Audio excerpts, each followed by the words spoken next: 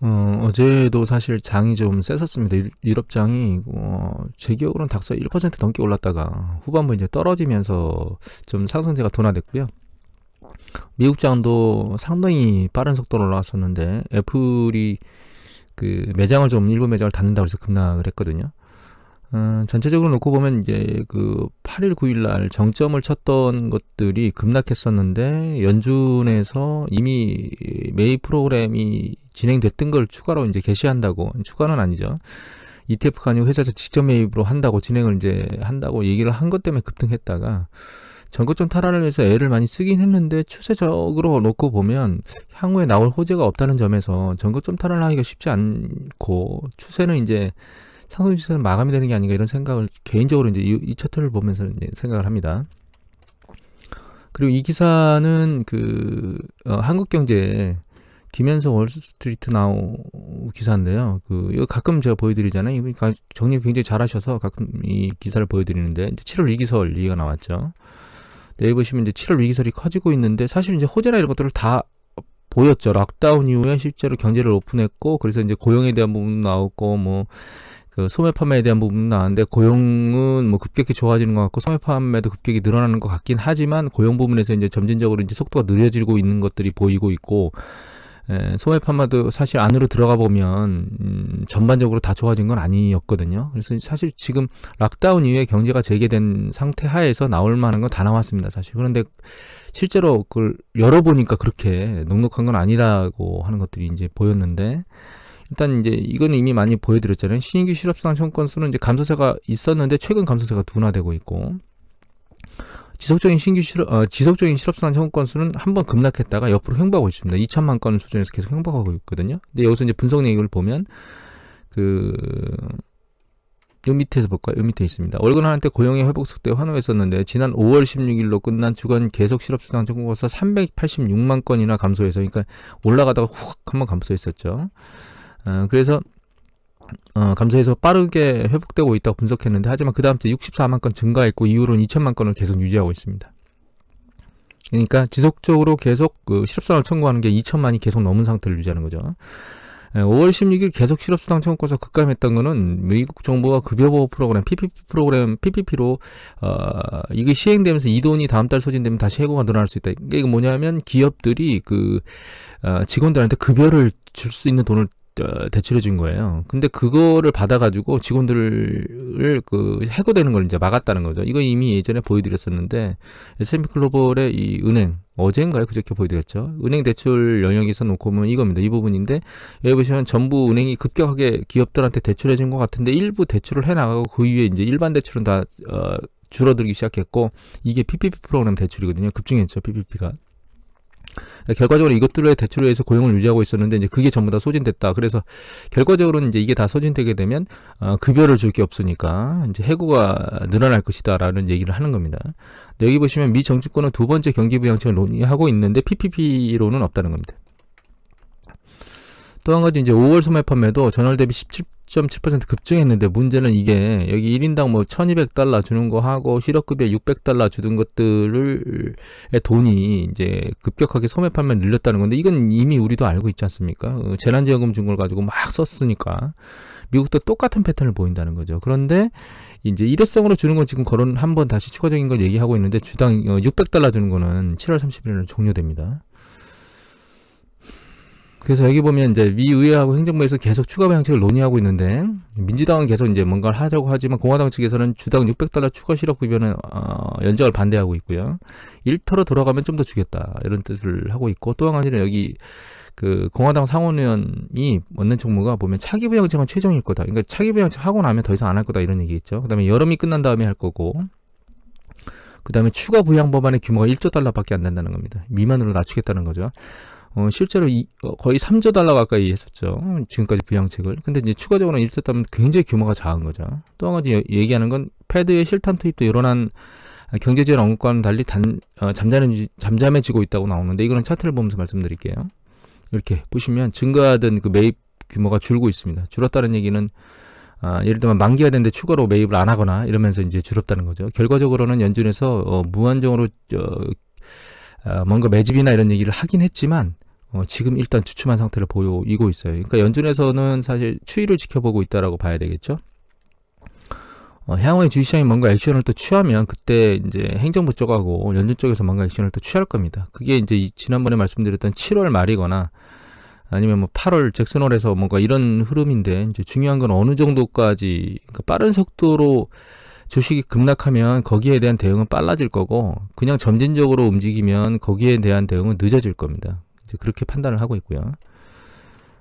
또 한 가지는 이제 이것도 악재 중에 하나인데 뉴스프링 기사입니다. 미셸 업체 생명줄 신용한다 줄줄이 반토막. 이게 무슨 얘기냐면, 여기 보면 무디스와 JP모건 체이스는 셰일 기업에 대한 자산담보부 대출이 약 30% 감소할 거로 전망했다. 이렇게 나오는데, 이게 뭐냐면 어떤 셰일 기업이 가지고 있는 담보 자산을 100으로 보던 걸 70으로 본다는 거예요. 그러면 그만큼의 사용할 수 있는 그 대출 규모가 줄거든요.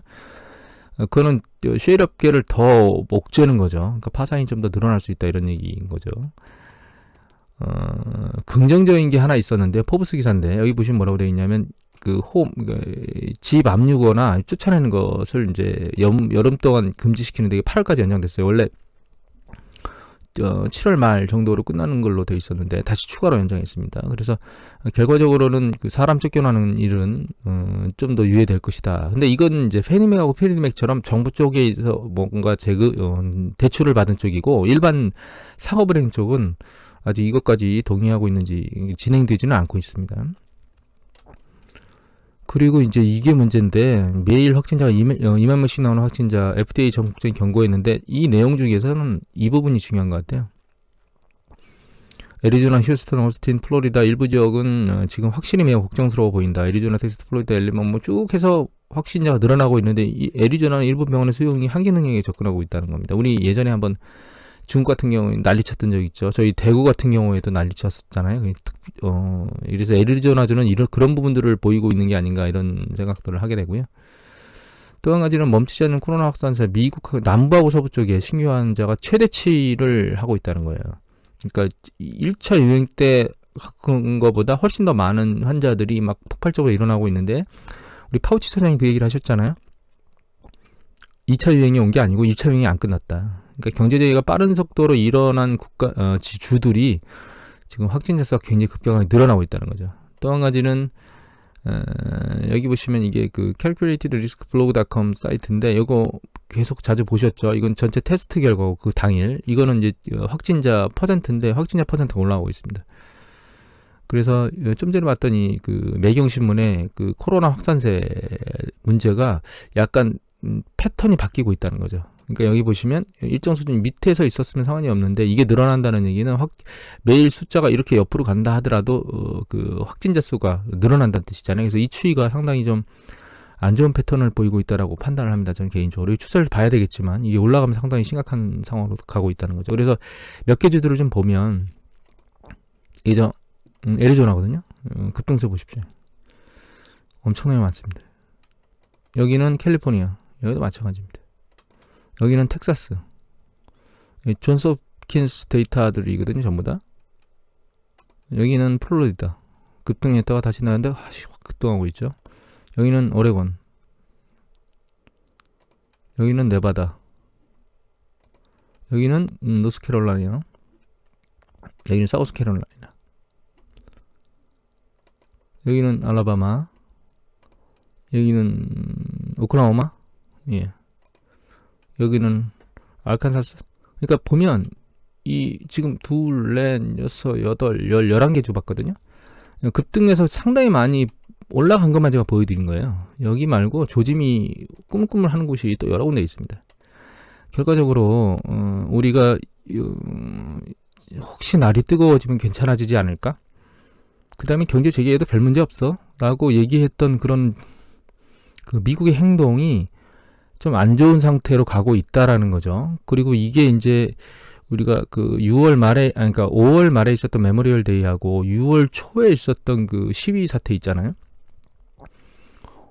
그런 것들이 이런 것들을 확장세를 유지하고 있는 것 같고, 또 이제 뭐 트럼프가 이렇게 확장세가 유지되고 있는 것에 가서 선거 유세를 한다 그랬거든요. 사실 트럼프는 거의 구석까지 몰렸기 때문에 어쩔 수 없이 선거 유세를 안 할 수가 없습니다. 사실 이제 문제는 그것들이 이제 이 여파에 불을 당기는 액션들을 취할 수 있다는 거죠. 또 한 가지는 제가 본 보도 중에 이제 미국의 젊은이들이 나이트클럽에서 잔뜩 모여있는 그런 것들을 봤거든요. 뭐 한 2만 정도인가요? 하게 되면 이제 모이는 걸로 우리나라 클럽 사태하고 똑같은 패턴의 움직임을 젊은이들이 보이고 있다는 거죠. 젊은이가 한마디 하더라고요. 여성분이었던 것 같은데 인터뷰가 나는 할머니하고 오랫동안 안 만날 거야 이렇게. 그러니까 그런 패턴들이 사실 이 추세를 계속 이렇게 머리 위로 들고 올라가게 만들 거고, 여기에서 이제 이미 기사를 저희가 한번 봤지만 어떤 주 같은 경우에는 이렇게 문제가 심각해지면 뭔가 제재 조치를 가할 수 있다라고 얘기를 했죠. 그래서 미국의 전체 주들이 다 공화당 주만 있는 건 아니기 때문에 민주당, 공화당 이 양당 중에서 그 주들이 트럼프의 상황을 보지 않고 이렇게 경제 재개를 막을 수 있다. 특히 뉴욕 같은 경우에는 쿠오모 주지사가 강력하게 그런 액션을 취할 수 있다라고도 말했잖아요. 아주 가장 심각한 지역이었기 때문에 그런 현상들이 결과적으로는 미국의 락다운까지는 가지 않더라도 경제가 제대로 선순환하지 못하는 과정으로 갈 수 있는 상황이 점점 불거지고 있는 게 아닌가 그런 생각을 하게 됩니다. 지금 현재. 마지막으로 여기 보면 우선주 폭탄이 돌고 있다고 이제 조선일보 기사에서 나왔는데, 여기 보면 삼성중공업 우선주인 이종목은 전날 9일 거래 연속 상한가 955, 10배 이상 올랐네요.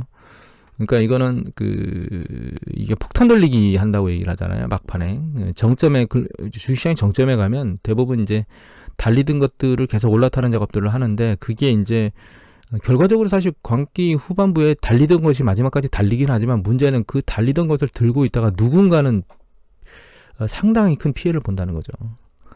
근데 지금 이제 이 보통주들이 상당히 많이 올라간 것 때문에 상대적으로 덜 오르는 이제 우선주들 쪽에 몰리고 있는데 그것들의 급등세가 너무 세다는 겁니다. 이런 것들이 사실 정점에 와 있는 시그널 중에 하나거든요. 또 한 가지는 이제 여기 보면 파산기업 동전주까지 매수하는 불개미들 세계경제 더블딥 전조, 이거는 이제 더블딥 전조라기보다는 사실은 너무 거품이 있다라고 하는 거고, 그 거품이 빠지면 세계 증시에 더블딥이 올 수 있다라고 우려하는 겁니다. 그래서 여기 이 기사가 이게 재밌었는데, 여기 보시면 미 연방법원이 파산을 신청한 렌터카 대기업 허츠가 신주를 발행해서 10억 달러의 자금을 조달하겠다고 12일 밝혔는데, 파산 신청한 기업이 증시에서 자금 조달을 나서는 황당한 상황이 인터넷에서 IPO가 아니라 IBO, 기업 파산 공개로 우스갯소리가 나왔다는 거예요. 생각을 해보십시오. 파산한 기업이 주식을 내가지고 그 자금을 조달한다는 게 말이 됩니까?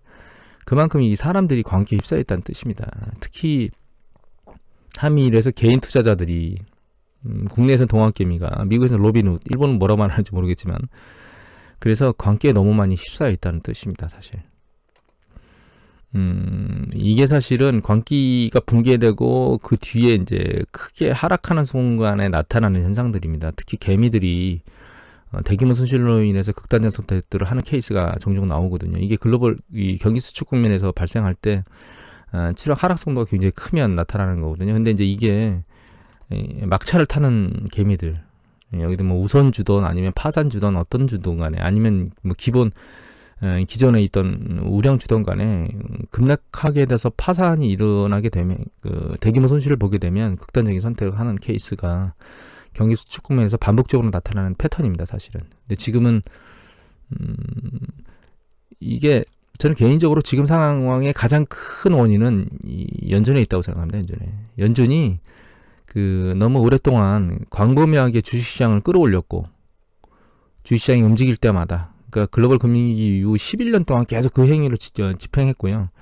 최근 움직임에 의해서 또다시 그런 행위를 벌이는 바람에 과거에 있었던 긴 어떤 주식시장의 느낌을 지금도 가지고 있다는 겁니다. 그런데 문제는 그걸 실제로 열어봤더니 상황이 녹록치 않고, 그 다음에 몇 가지 주요 프로그램 때문에 뭔가 상황이 좋아지는 것 같았다라고 하는 게 현재 상황이고, 향후에 이미 예전에 한번 말씀드렸잖아요. 답은 다 나와 있습니다. 뭐라고? 정부에서 계속 돈을 주면 됩니다. 근데 그것은 정책이기 때문에 불가능하고, 연준이 모든 것을 해결할 수 없는 상황이기 때문에 시장은 다시 한번 이제 경제 시스템을 들여다보면서 이게 어떻게 할 것인가에 대한 쪽으로 시야가 좀 돌아오는 게 아닌가라고 생각을 하고, 그렇다면 조정에 대한 시간이 점점 앞으로 다가오고 있다, 이렇게 생각을 하게 됩니다. 오늘은 이것으로 마치도록 하겠습니다. 감사합니다.